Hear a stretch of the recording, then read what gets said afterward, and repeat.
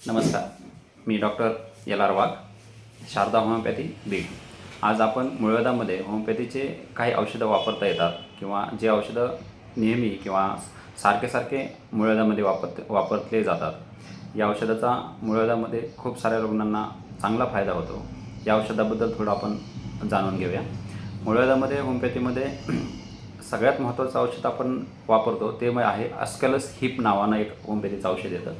हे औषधाचं वैशिष्ट्य असं आहे की या लोकांमध्ये संडासच्या जागेवर नुसती ठणक असते. साध्या भाषेमध्ये एकदम सारखी ठणकते, परंतु त्याच्यामधून संडासच्या जागेतून कधीही रक्त पडत नाही. संडास एकदम हार्ड असते, कठीण असते. संडासची जागा सुजलेली असते, त्या ठिकाणी अशी रिंग तयार झालेली असते.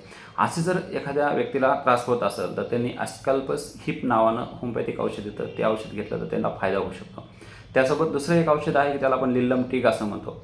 याच्यामध्ये असं असतं की ह्या पेशंटला सारखं संडासला जावं असं वाटतं, पण संडासला जायला लागलं की त्याच्या पोटामध्ये दुखायला लागतं. म्हणजे संडास आले असं त्याला जाणवलं की पोटात दुखायला लागतं. पोटात दुखायला लागलं त्याला संडास आल्यासारखं होतं. संडासला जातो तो, पण संडास होत नाही, फक्त युरिन पास होतं. असं जर काही एखाद्या पेशंटमध्ये होत असेल तर त्या ठिकाणी आपण लिल्लम टीक नावाचं होमिओपॅथिक औषध चांगल्या पद्धतीने वापरू शकतो. त्याचा चांगला उपयोग पण होतो. त्यासोबत काही लोकांमध्ये मुळव्याधामध्ये काय असतात, गाठी असतात. ते लोक सांगतात की मला संडासच्या जागेवर गाठ आहे. ज्या लोकांमध्ये एकदम अशा द्राक्षाच्या गडासारखी जर एखाद्या गाठीचा गुच्छ दिसत असेल तर अशा लोकांमध्ये अल्लोसॅक्रोटेना नावाचं होमिओपॅथीचं औषध आहे, ते खूप चांगल्या पद्धतीने काम करतं. ह्याच औषधामध्ये दुसरं एक वैशिष्ट्य असं असतं की ह्या औषधाच्या ज्या लोकांना लागणार आहे तर त्या लोकांमध्ये संडास आली तर त्यांना थांबता येत नाही किंवा त्यांना लगेच जायला लागतं. अर्ज टू स्टूल असते, लगेच त्यांना संडासला जायला लागते. आणि ह्याच्यामध्ये काय असतं की स्टूल जे आहे ते स्टूल पास होत असताना त्यासोबतच आपण ज्याला म्हणतो की आवाजासोबत स्टूल पास होतो.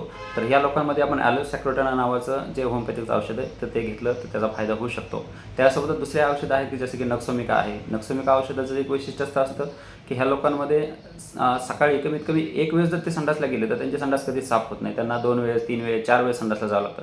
प्रत्येक वेळेस संडासला गेलं की त्याला थोडीशी संडास साफ होते किंवा म्हणजे थोडीशी संडास होते. संडास झाली की त्याला असं वाटतं की हां, आता माझं बरं वाटलं आहे. एक 5-10 मिनिट 20 मिनिट गेले किंवा थोडासा वेळ गेला की लगेच त्याला असं वाटतं परत डबल संडास आली, परत तो संडासला जातो. म्हणजे सारखंच न किंवा 2-3-4 वेळेस त्याला पूर्ण पोट साफ होण्यासाठी संडासला जायला लागतं.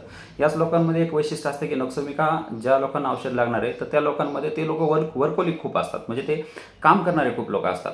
तर ते कॉन्स्टंटली कामात स्वतःला गुंतवून घेतलेलं असतं. त्याच्यामुळे त्यांचं काय असतं की खाण्यामध्ये अनियमितता असते. कधी एका टायमाला ते टाईम टू टाईम जेवणार नाही, घेतलं तरी कधी नाईटला जेवणार, नाईट वॉचिंग होणार, म्हणजे रात्रभर ते जागून काम करणार. अशा लोकांमध्ये जर एखाद्याला मुळव्याध होत असेल आणि त्याला जर सांगितल्या पद्धतीने जर लक्षणं असतील तर त्या लोकांमध्ये नक्सोमिका नावाचं हे औषध चांगलं काम करतं. त्याचबरोबर होमिओपॅथीमध्ये सल्फर नावाने एक औषध येतं. तर हे सल्फर नावाचं औषध जे आहे तर हे संडासच्या जागेवर नुसती आग होत असेल, खूप जास्त प्रमाणामध्ये आग होत असेल तर हे सल्फर नावाचं औषध चांगल्या पद्धतीने काम करतं. धन्यवाद.